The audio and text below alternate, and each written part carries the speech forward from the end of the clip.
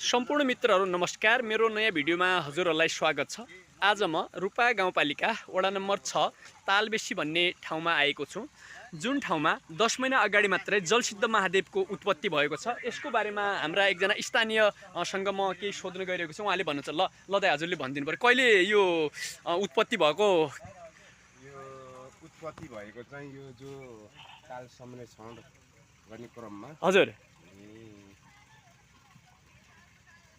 जो शिवरात्रिको दिन गए नि गए साल हजुर त्यो शिवरात्रिको त्यही दिनमा चाहिँ यहाँ खन्ने क्रममा चाहिँ निस्कियो। ए शिवरात्रिको दिन चाहिँ यो खन्ने क्रममा डोजरले खन्ने क्रममा चाहिँ यो निस्किएको थियो दाइ। हजुर ए भनेपछि त्यसपछि यसको संरक्षण गरियो। यो खन्ने क्रममा चाहिँ दुईटा डोजरले चाहिँ खन्दै नै हजुर निकाल्न सकिएन। यो उकाउने क्रम थियो। ए दुईटा डोजरहरू लागेर पनि यो निकाल्न सकेन। अनि निकाल्न नसकेपछि मान्छेहरूले हेऱ्यो के हो भनेर, हैन? अनि त्यसपछि मात्रै थाहा भयो यो चाहिँ महादेवको मूर्ति हुनसक्छ भन्ने चाहिँ लाग्यो।